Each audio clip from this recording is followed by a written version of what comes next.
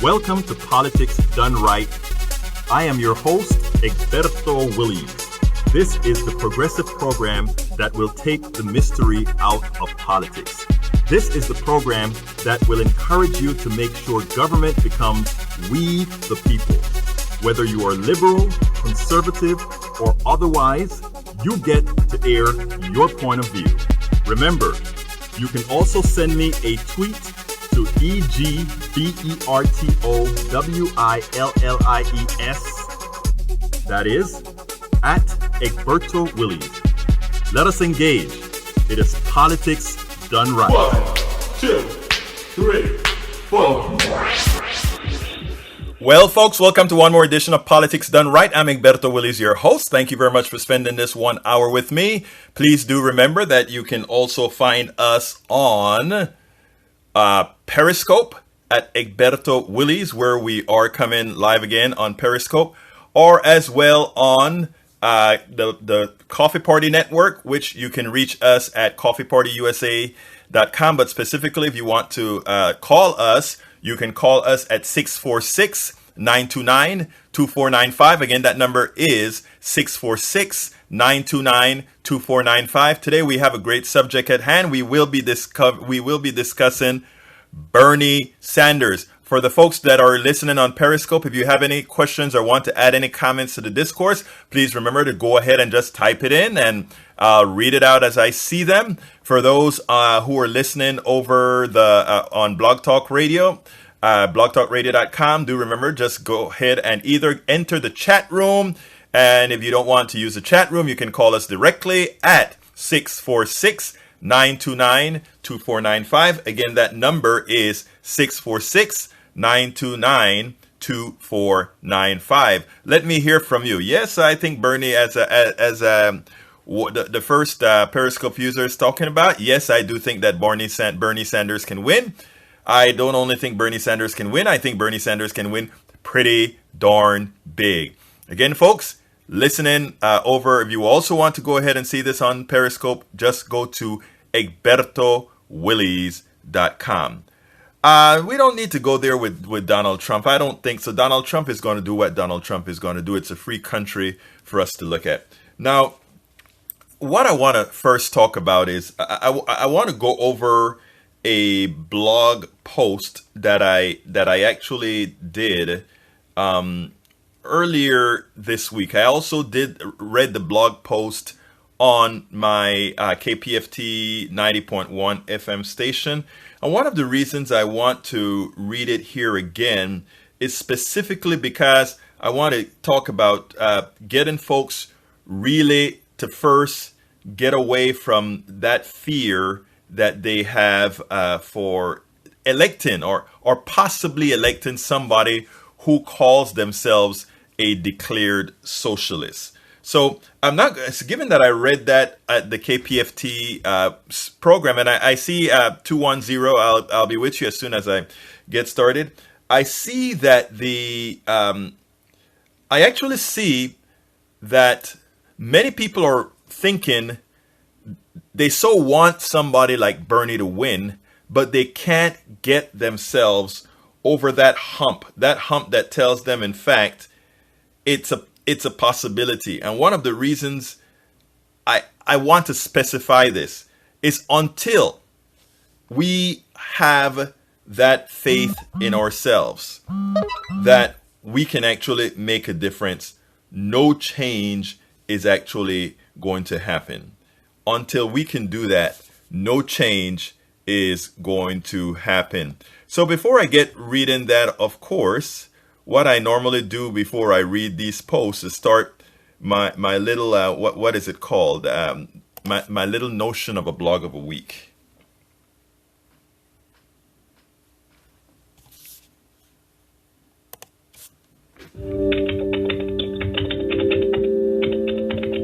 It's time for the weekly blog post.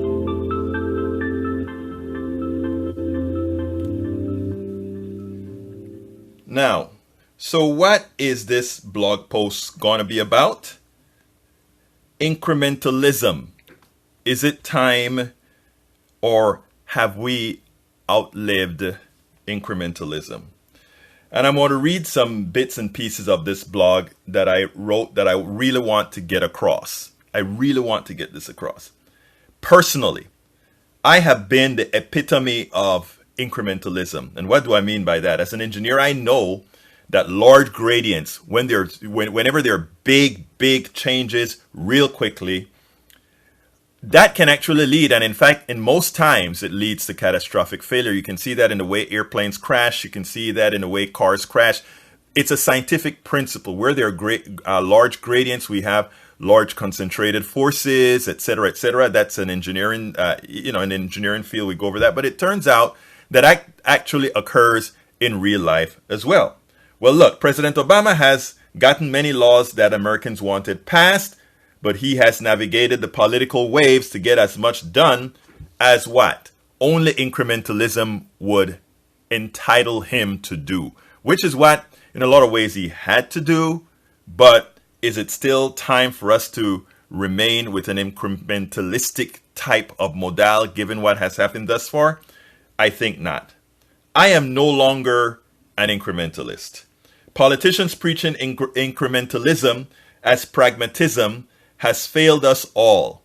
Incrementalism isn't pragmatism. It isn't a logical acceptance of the possible. It is the coercion of a population paralyzed by fear. It is mental enslavement of a people who simply cannot visualize their innate collective power.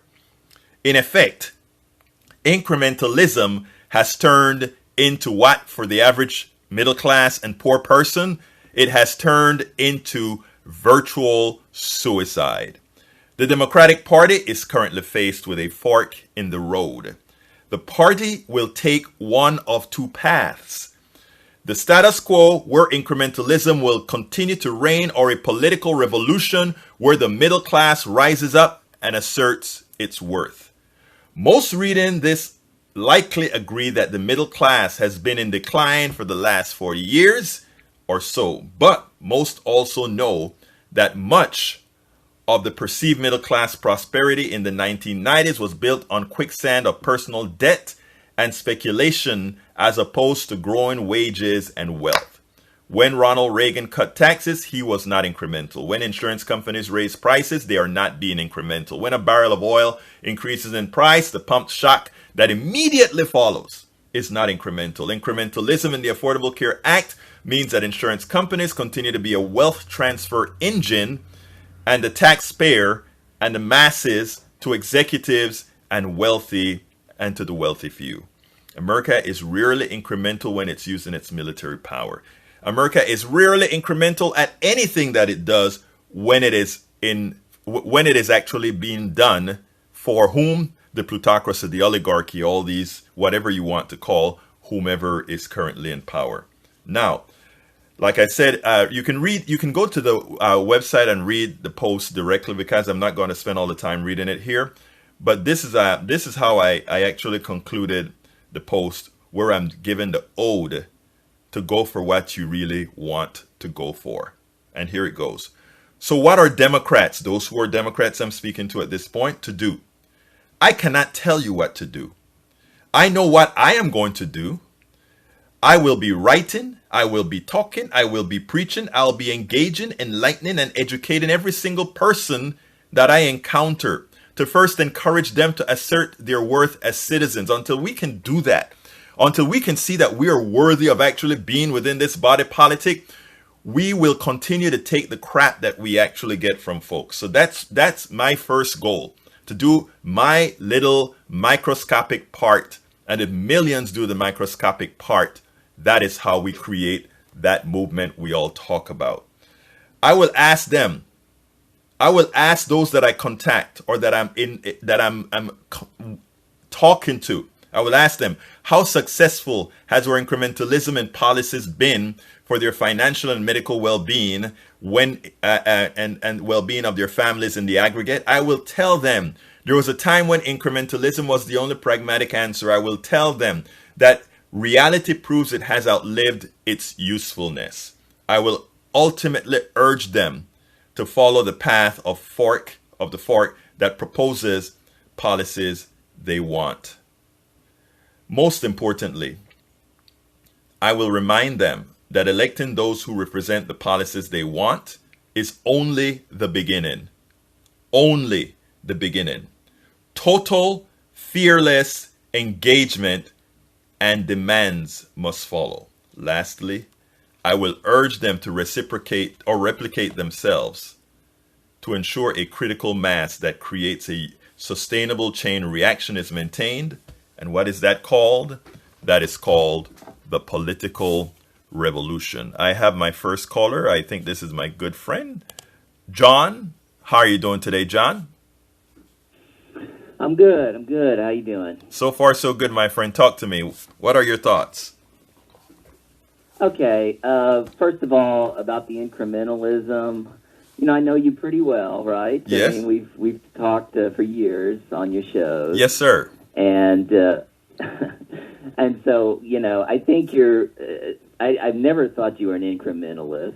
Oh, you never thought that? You said that in the past. No, because you're always promoting ideas that are fairly radical. Okay. And I'm the same way. And so, I think you're essentially talking about the framing that the Clinton campaign is putting out. Okay. And so, in a sense, you're addressing that without directly talking about it, in a direct way. So I mean, I'm not disagreeing with you. I'm just saying that I've never really thought of you as an incrementalist. I think there's a big difference between pushing for your ideas that may seem far-fetched, as the Clinton campaign would say, or unrealistic. And then if that is actually the truth, you actually react to the situation. In other words, let's say Bernie Sanders in the VA, he would like to have a lot more money going to the right. VA. I mean, that's one of the biggest problems. Okay, but he's not able to convince this corrupt Congress that that's what it really needs. Right. And so he has to work in a practical manner, in a pragmatic manner, to get the best deal that he can get. And that's what he did.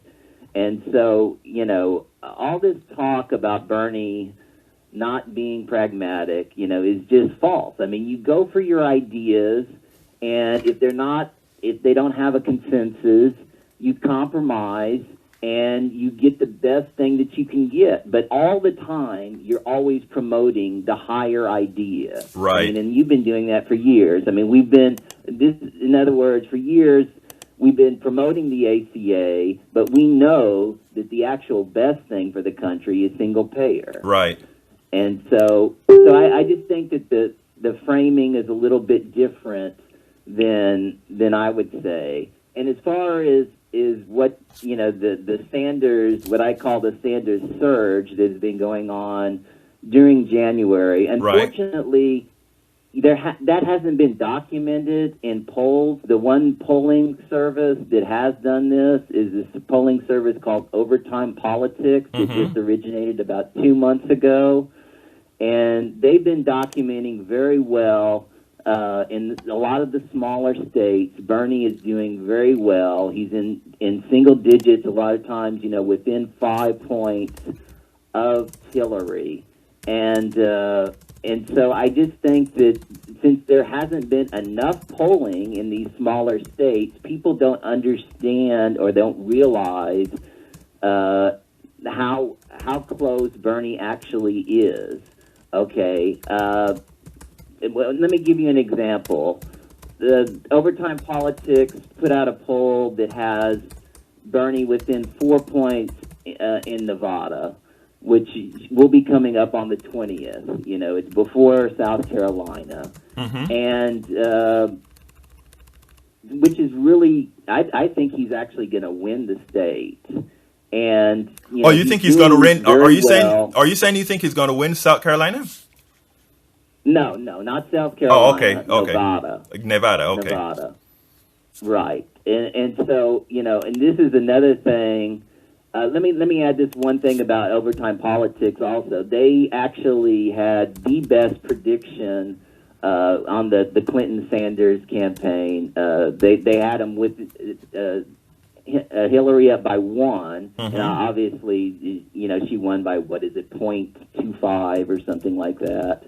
And so, they were the closest, and they also had a delegate count, and they also got the delegate count exactly right, 23-21. So I've been really impressed with what they've been doing.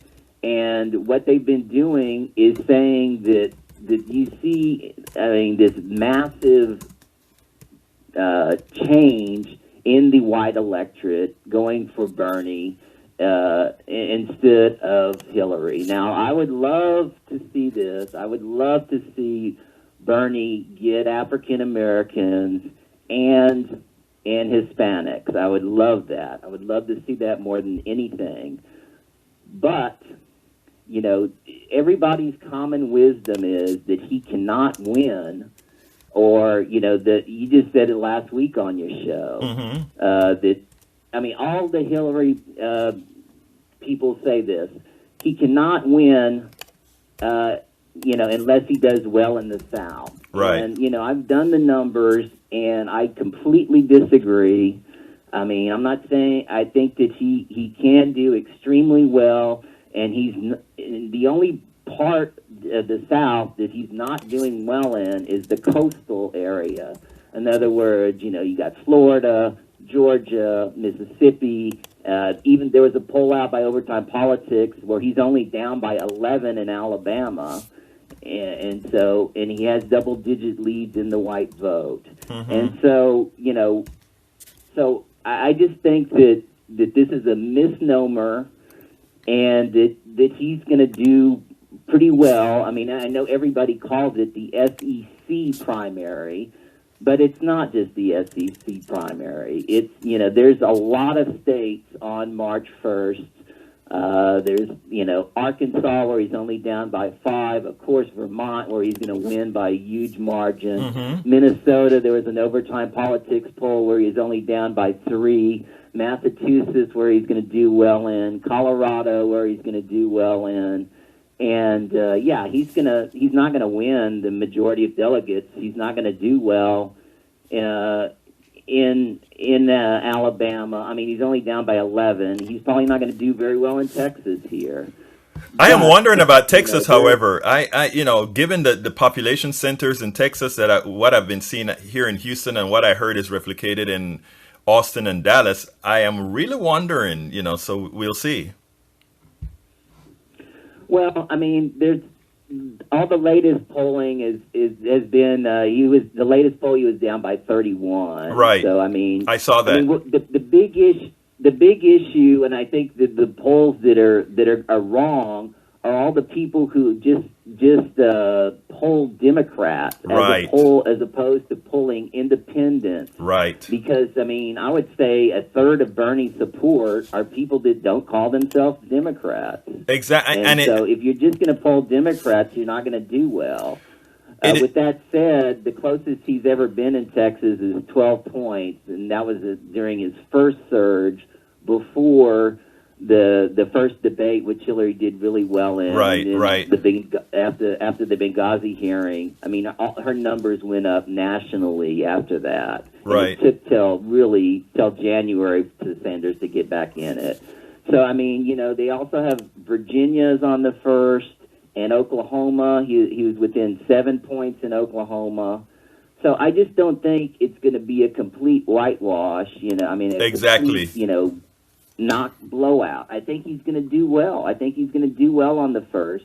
I don't think he's probably not going to do so well in South Carolina. But I just think that he can, he can actually, in these smaller states, he's doing well because, people just don't trust Hillary. And I'm going to vote for her if Bernie doesn't get the nomination. Right. And a lot of young millennials don't say that. I mean, Right. they either say, I'm not going to vote, I'm going to vote for Jill Stein, or I'm going to actually vote for a Republican. Right. And that's very sad to me. Well, I think we'll have a lot of work. Look, if Bernie doesn't pull it out and Hillary wins, we will actually have a lot of work to do. However, I mean, we have to understand the young people right now, they're passionate about Bernie, and Hillary, as you said, does have some serious problems. I mean, Chuck Todd, the person that I find rarely performing his journalistic duty, or, well, I shouldn't say rarely, but a lot of times not performing his journalistic duty. He actually did an interesting thing at the last debate, when he actually came to the debate knowing that there were transcripts of her speeches to these big organizations, and he requested them. And I find it, and what I found most ironic was her response, because even if she wasn't going to release them, one would think that her first jarred reaction would be, oh yes, if I can get them, I'll definitely release it. I will release those or whatever, and then probably pay Goldman Sachs to say, we're not giving you the transcripts, right? Because they paid for the speech, it's theirs. Copyright, it's theirs. So I would have thought she would have been politically savvy to say, yes, I will release them. And then later on have Goldman Sachs says, well, that's our property and we're not releasing them. And then she said, well, I'm telling them to release it, but they don't want to do it, and defer it. But I tell you, I wrote a blog several months ago. It was, I think I used, what's her name? Crystal Ball, some videos that Crystal Ball did, or on her Crystal Clear, I think is what she used to call her monologue. And I also wrote another blog post where Hillary actually came out calling folks that are attacking the banks justifiably that they were either maligned, or to some extent, I think she even used the word foolish or stupid, something to that effect. She actually criticized folks who were going against the banks and also against other, the big corporate structure in America. So, I mean, Bernie right now, I think, is playing it a little bit too soft on Hillary, because if Hillary makes it into the general, what Hillary has done between 2008 and 2016 is massive. I'm talking about her appeasement, not appeasement, but her alignment to Wall Street, her alignment with all these things that are very anti what both you and I would call middle class. Don't you think so?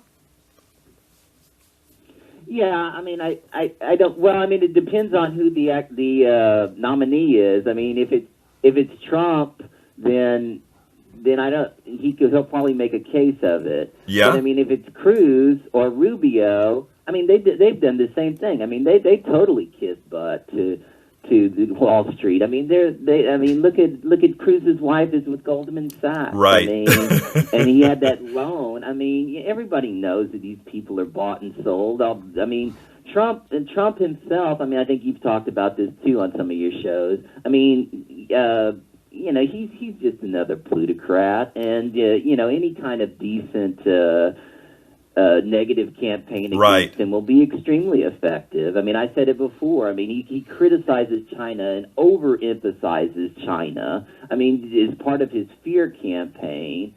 I mean, these are American companies that choose to go to China. That's what the problem is. The problem is that these American companies are so greedy, they don't care about their workers. And he's the same thing when he had all those ties made. Exactly, it wasn't made here. All made in China. Right. Right. And so I mean, everybody says, Bernie hasn't been attacked by the right-wing smear machine. Well, none of these other candidates have been attacked by negative ads by Democrats. Exactly. But you're right about Bernie. He needs to be more. I mean, he needs to be more truthful. Right. Like during the debate when she was saying about Hillary was saying about well, can you name an example where I've been beholden to Wall Street? Yeah. How about the bankruptcy bill?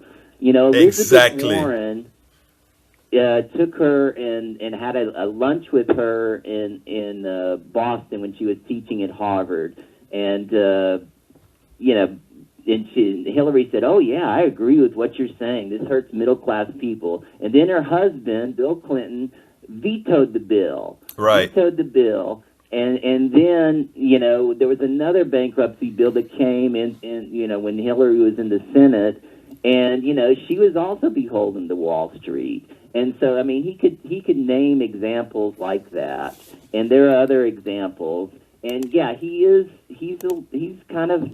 not really, going full heart because he's never ran a negative campaign. Right. And he's not used to that. But I mean, he needs to get used to it. He needs to realize, because she's going with him full barrel, on gun control, which which he did a mea culpa. I told him, I said he should do a mea culpa. He did do a mea culpa. Right. For the one bill, with the gun immunity. He needs to do more mea culpas for voting against the Brady bills. I mean, he was just wrong on that. And I think it's kind of hard for him because he's been right on so many issues to realize. But he's human. Yeah, I was wrong on that. He's human. Yeah, he's human, sure. I mean, he's very rarely wrong on this stuff, in my opinion. And so yeah, I mean, he needs to be a little bit tougher on her. And if there are any other debates, I mean, hopefully there will be. We'll go from there. But, Absolutely. I still think he held his own. Oh, actually, I think he won the debate on in the hearts of most, simply because I don't think the only person challenged that was unable to rebut the challenge, I don't think Hillary Clinton did not even a clear job in rebutting the Wall Street challenge. I think he was clear, but what I think he did is that he left the question open-handed, and I blogged that segment that I thought won him the debate, where he asks the questions. If this happens, don't you think Wall Street has... it's because of Wall Street? If number 2 happens, don't you think it's because of Wall Street? And he left it open-ended, but the reason he did it that way, he just didn't want to go directly at Hillary Clinton. And you could see that. He does not want to go directly at Hillary Clinton. And I think she has no qualms. Whenever he makes a little mistake, you see the smirk on Hillary's face because she knows what she's coming back with. And he's a very smart man, but he refuses. And you know what? To some extent, we don't know, right? Because he doesn't want a President Obama moment where somehow it looks like the guy beating up on the young lady, right? So I think in a lot of ways, he's tempering himself. But eventually, I think he's going to have to come down hard on her. I mean, coming down hard on her didn't really stop President Obama from being president, did it? No, it didn't. I think he needs to be more aggressive about it. Absolutely. Let me put another point. Everybody. Before you do that, let me just remind folks. Hold one second. Before, let me remind folks. Folks, this is a call-in show as well. You can either reach us on Periscope at Egberto Willies. Periscope, the handle is Egberto Willies. And you can call us. If you go to Periscope, you can actually type what you want to ask or what you want to add to the discourse, and I'll say it or I'll answer it. If you want to call into the show, the number is 646-929-2495. Again, it's 646-929-2495. For those that are listening that may think they're listening to a podcast, no, this is actually live. 646-929-2495. Just press 1 if you want me to put you in the queue and then call you out. Go ahead, John. Yeah, another thing is that during the foreign policy part, everybody criticized Bernie. And, I guess he did make a couple slight mistakes. Right. But, the fact is that, he is a very peaceful man. Yes. And he wants peace. He doesn't want, he did say, he was effective in saying that he doesn't want America to be the policeman of the world. And, I just think that, all the Beltway people and even a lot of liberal people were saying that he really stumbled on foreign policy. And yeah, he could have been a little bit more concise on a few comments. But I don't think it was too horrible. I mean, she is incredibly hawkish. And It was Secretary of State, of course. And I think Bernie did the perfect thing. He conceded that when it comes to international experience, she has more international experience. That's fine. But remember, we also had a Reagan and a Bush as president. And to those who believe in a neocon type model, they did just fine. We also had President Obama, who didn't really have a foreign policy chops, but he had what Bernie Sanders is saying he has as well, which is judgment. And most of the you take a look at a lot of the videos in the past from Bernie Sanders and on what he said would have happened. And by the way, what he said would happen is nothing different than what most of us liberals and progressives were saying would happen, because we know these things. So the same thing Bernie has been saying for years, you've been saying for years, I've been saying for years about what happens when you actually go stir the pot overseas and have whenever you're pushing people, we know what that means. You know what, though? They know what that means as well. So it is in their best interest to some sort of they must try to malign Sanders to make him look like a neophyte that won't be able to, you know what the term is, keep this country safe. We want to keep America safe.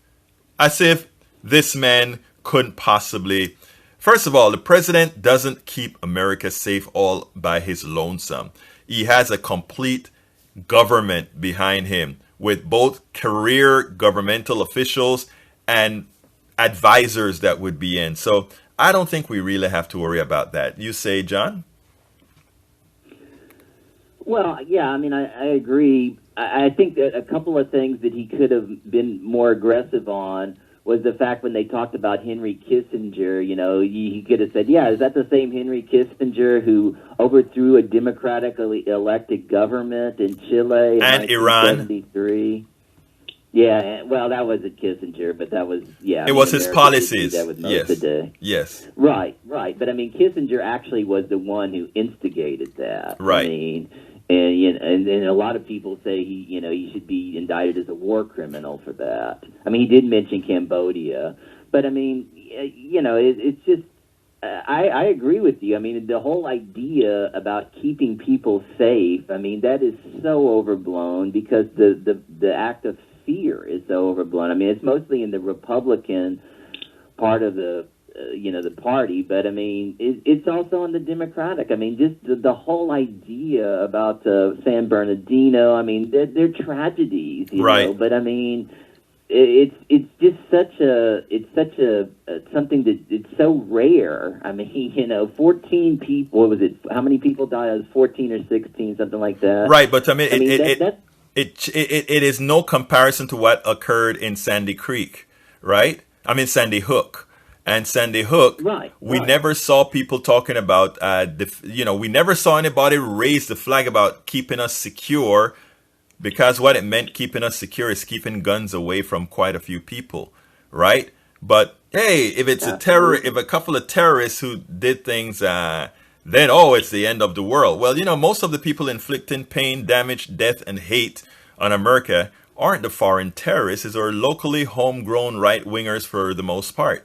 Look, and this is not just to pick on right-wingers. There was a time when we had the left that was doing a whole lot of bombings. I don't know if you remember I can't remember the name of these groups right now, but there were left-wing groups that were on, that were sort of the anti-government group of its day.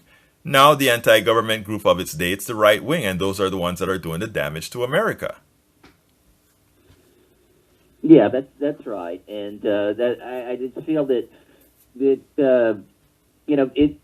America is in the grip of fear right now. I mean, I'm glad there hasn't been another attack since San Bernardino, because the reaction was so overblown. Exactly. It just disgusted me so much, to see that people can't really step back and say, let's look at, what the odds of me actually being attacked by a terrorist are, and they're like 5 to 10 million to 1. Well, here's the deal, and this is why we are so needed, John. Independent programming, especially now that A lot of young people are not looking at broadcast news for their main source of news. They're looking for snippets on that flies into their feeds and feeds that they trust. That is why we also have to populate our feeds with this type of information. Because here's the deal. If you look at what occurred in San Bernardino, right, it was very, we had the killing, but that occurred in a span of, let's say, 10, 15 minutes. And then that event was over. Throughout the day, they found the people and they killed the people that affected this particular event. The way the news media played it, it was on 24/7. They broke into everything. So it gave the people who are listening that it almost locked them up into a stage of fear because of what they were seeing on the dummy tube, the television. So our media was designed to do that kind of thing. Now let's look at another event. Let's look at the right wingers, the right wing terrorists who took over that in Burns, Oregon. Burns, Oregon, it was several armed men. They were using tractors and in effect moving dirt and all these things. They were creating their fort in that area. And how many times a day was that mentioned? These were not anarchists. These were seditionists that were there effecting these things on America. We didn't watch it on TV every day.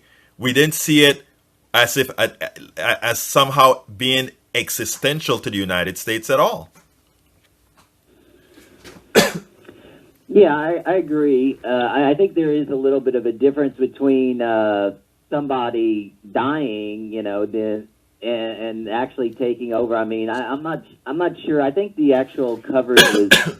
I don't know if it was appropriate, but I mean, you can't just give 24 hours a day to something that was. It was stupid what they were doing. Yeah, but what I'm trying to say, John, what I'm trying to say is I didn't want more coverage of those right-wing nuts in Oregon. What I'm saying is I wanted less coverage of San Bernardino.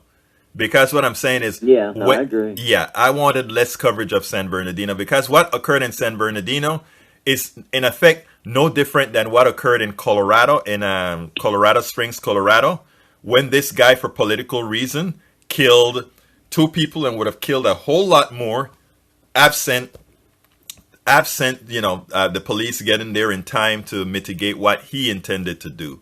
So, I mean, and that goes for every type of event like this.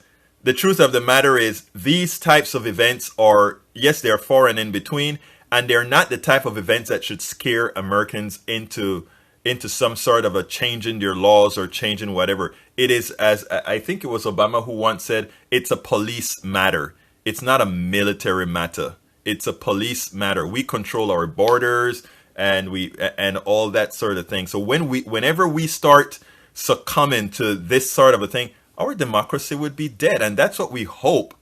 Bring in smart folk, like if it's a Bernie, in there without these neocon proclivities. Because you have these neocon... Look, I don't even think these guys believe what they're saying. What they know is that they have to feed the beast. They have to feed the military-industrial complex. And all these incidents of terrorism, these incidents of killing, all of that, these are just the raw material. These are the commodities that's necessary to get the American people willing to pay the exorbitant fees that we pay to the defense industrial complex. Don't you think? Yeah, I mean, I think that, that's a part of it is. I mean, I don't think everything is based on that. I think that there is actually this kind of machismo. I mean, there's definitely a relationship between the contractors and the machismo, but I think the machismo, is really. I mean, people don't think about the machismo who have this. I mean, they do. I mean, that's all they're concerned about. They want America to be this great, military. I don't understand it. It's kind of unbelievable after the Iraq War. But, I mean, you look at the Republican Party, and it's still there. And you look at a lot of Clinton's policies. I mean, And that's my greatest questions. I mean, she says things about this no-fly zone in Syria. I think it would be an absolute disaster. Of course it would. It's just it's just unbelievable. And I think Bernie should be talking about that more. But I mean, for whatever reason, she's not being questioned on her hawkishness enough. And I think Bernie. I don't know why Bernie isn't doing that, because I think it is a place to do that anti-hawkishness in the Democratic Party, not necessarily in the general, because the general, that's what they're going to be pushing in the general. Oh, glory, glory, hallelujah, blow everything up around the world. I mean, that is going to be their modus operandi. They are a corporate bomb, and just we're going to be the strongest military. Of course, we spend about more than the top 8 industrial countries that have a military. We spend more than all those combined. The one thing I hadn't done yet was to add the population of those people. But it would be funny because we have over 350 million or so. I'm pretty sure just China alone with over $1 billion. India with over 1 billion people. India with over 1 billion people. And all these other democracies that are also not spending what we're spending. We wonder why we're in the condition. If we can spend on the military, don't you think we can spend on our infrastructure? Don't you think we can spend everywhere else? I mean, Americans have to deprogram themselves into believing that things have to remain the way they are.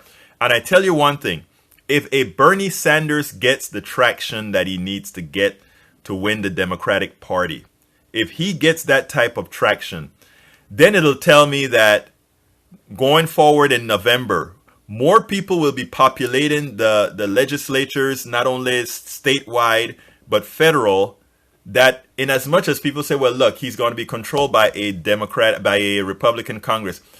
I tell you something, if he wins, and if he is to win the general, I don't know that he has a Republican Congress. Have you ever thought about that? Yeah, I have. In fact, I was looking at. I think it was Stu Rothenberg, one of the old school guys, right? Predicting guys, and he has the House at 228 for the Republicans, which is basically just 10. You take that plus to, 10, 11 spots over, and the Democrats win the House. Exactly. So, I mean, it seems, like a long shot. I mean, it's probably, I don't know, 50-1 or something. Probably not that high, but I mean, right. You're right. I mean, if he can really keep gaining momentum, then it is a possibility. And, a lot of people say it's about 55% that the Republicans are going to hold the Senate. I mean, 45% is pretty good. I mean, I think Feingold will win. I think Tammy Duckworth will win in Illinois. I think Strickland will probably win in Ohio. And, I mean, that's 3. All you need is 4 in the win of the presidency to take back the Senate. No, there's several others, but, I mean, there's about six that are pure toss-ups that could go either way. Right. But, I mean, I see your point. I see your point with it you're making. I think that that's a little bit overblown. But, I mean, I want to talk about something that you've been talking about. I think you even talked about it, I guess it was about 3 weeks ago on your KPFT show. Okay, what did I say? Well, I mean, you were talking about a possibility of a Trump win or a Republican win, and I just want to see do you still feel the same way about that now? Or, I mean, now that Rubio is back in the picture, like in the the betting markets in the UK, he's the odds-on favorite to win the Republican nomination. I think they're trying to. I think they're trying to look. I think this is the establishment effect, actually getting, really trying to will a candidate. I mean, look. Let's go to Iowa real quickly. Iowa, he came in third. He was expected to come in third in Iowa. They say, oh, yeah, but he was really close to Trump. Well, he was expected to come in third, and he was close to Trump, but he didn't beat Trump. The other thing is, when you look at his numbers the bump that he got, I think, was it 6 points in New Hampshire, I believe. I mean, I am not ready to jump on the Rubio bandwagon at all, because I honestly think he is. First of all, he's not his repertoire looks horrendous. He has a whole lot of negatives that haven't nobody has spent the time to put out quite yet in the mass media. I mean, they have their little mailers that go out with all these things. But not only that, I think when people start to look at, I mean, the guy is fairly childish, okay? And right now he's very scripted, and I think his childish behavior is going to eventually come out, and people are not going to see him as presidential material. I mean, he can speak very well, but I still think, nobody wants to accept it, but I still think if Trump wins in New Hampshire, because of the way he markets, because he's a great marketer. I mean, he doesn't have a lot upstairs on other issues, but he's a great marketer. If he wins in New Hampshire, I think he's going to make that win so sweet to folks, and everybody wants to be on the winning ticket. Hi, Russia, how are you doing? Or Max Mezin from Russia, welcome to the show. But yes, I mean, I think if he wins New Hampshire, he's ready to market that like no other. And he's going to jump into South Carolina, jump into Nevada, and he's going to really, really do it. I honestly think Rubio is what is their last gasp. I really think they're trying hard to make Rubio be the guy. So maybe he'll become the guy, but I personally don't see it. I maybe have a bias against how immature he really is, or how, I mean, when you have a guy that looks at the economy and with all the evidence in front of, they all do it, but he does it with a passion like no other. So I don't know. I gather you think he's the one to beat. Well, I'm just looking at all the polling, and it's pretty overwhelming. I mean, it's not just the polling, but also the betting markets, and I mean, people are putting up money, for this. I mean, they understand that he's the establishment choice. I mean, you got Kasich, you got Bush, you got Christie, and I think they're going to be out pretty soon. And then all those numbers that they put up, I mean, which isn't huge numbers, but I mean Bush is at 9.1 right now, Christie's at 5 points. Kasich is at 12 points in New Hampshire. They got to go somewhere. I think we're looking at that's like 26 points, and they're all going to go. Most of them are going to go to Rubio. I think we're looking at and he's not a moderate. I mean, no, that's the way he's perceived. No, I think Rubio. I think if it finally breaks down, it's going to be Rubio, Cruz, and Trump, and I think further.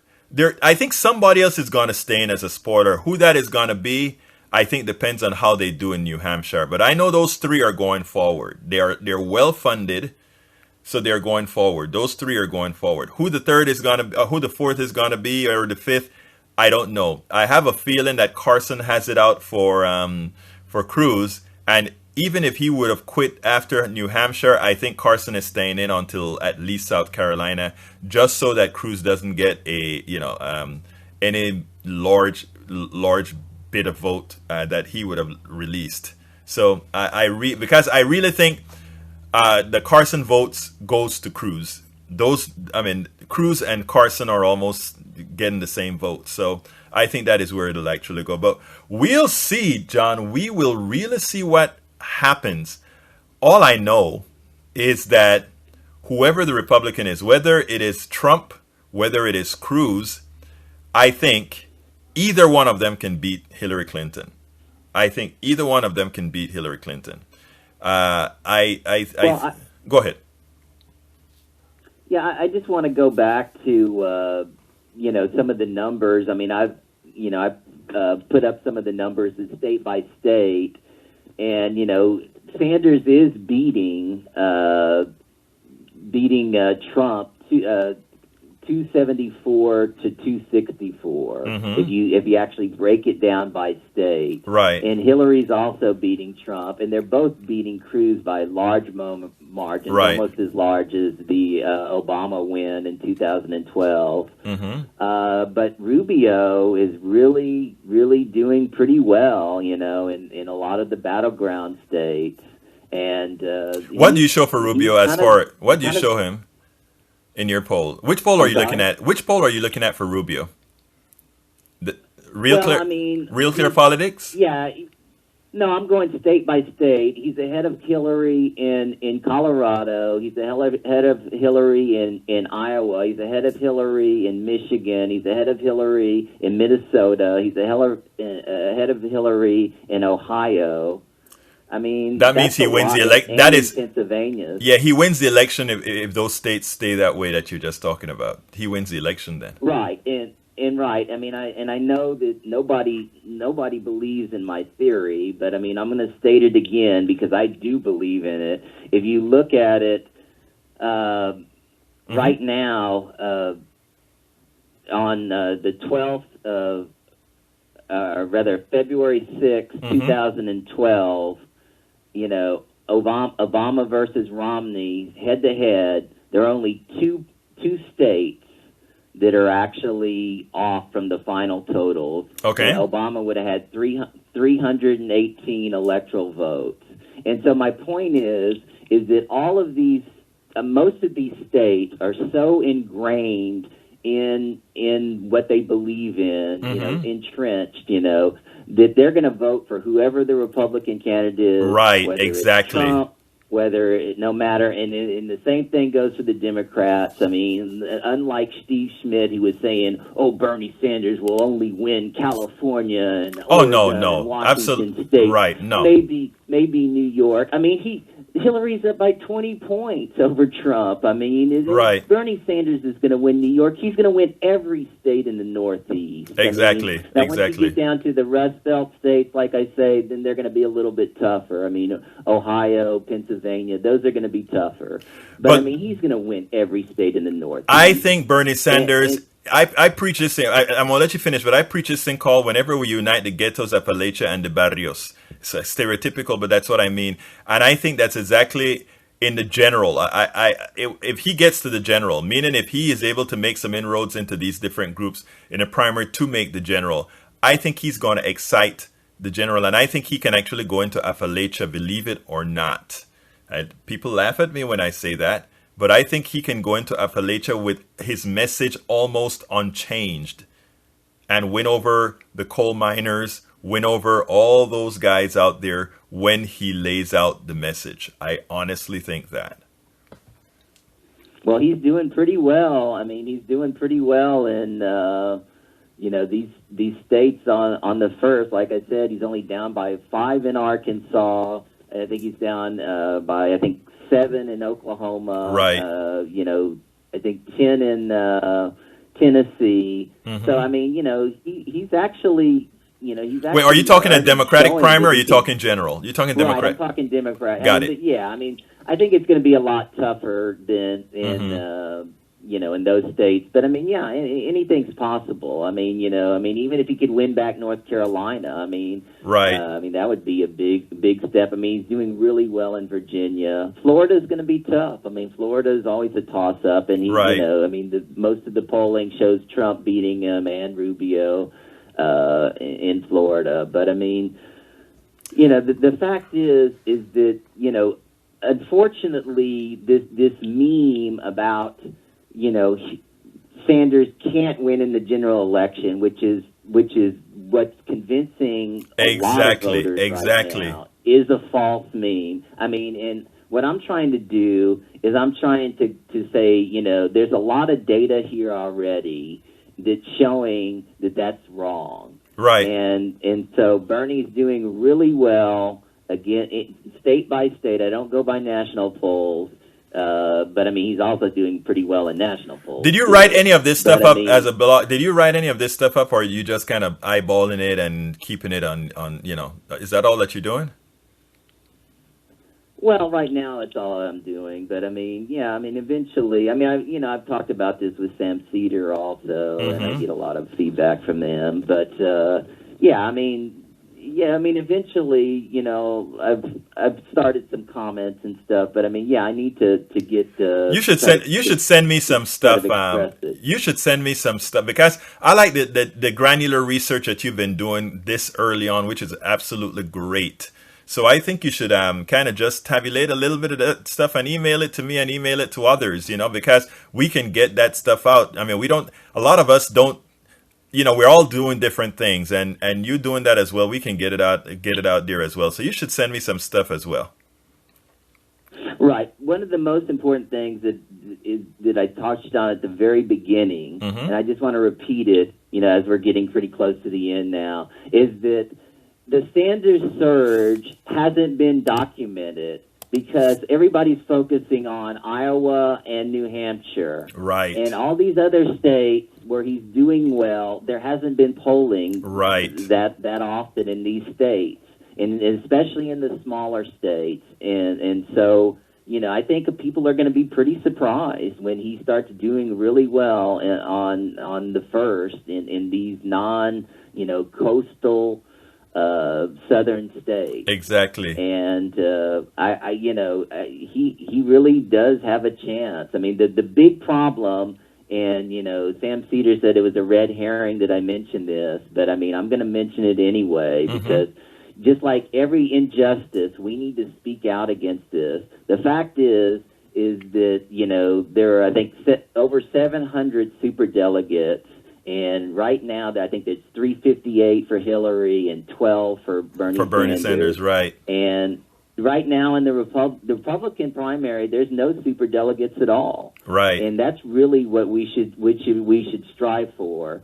I mean, is to get rid of these superdelegates. Exactly. I mean, these superdelegates are propping up the establishment, and the establishment is corrupt. Exactly. And so if we get rid of these superdelegates, I mean, it's not going to happen this year, but I mean, as the future rolls on, and because this is going to be the battles between the progressive wing in the party and the establishment corrupt wing are going to continue, for the next, hopefully 20 years. I mean, hopefully the establishments will die off. But I mean, I know that money has strength, and so it's going to be ongoing for a while. But I mean, we need to say that this is not a system that we want. This superdelegate system that is totally towards the establishment needs to die.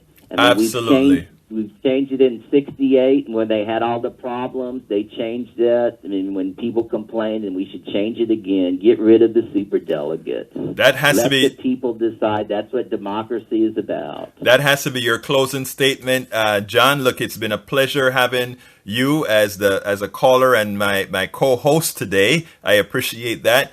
And folks, thank you very much for giving me this hour or so of your time. I enjoyed it. Let's keep working. Let's keep doing what we have to do to get busy and reclaim our country. I'm Egberto Willies, and you know what? With that, I am out.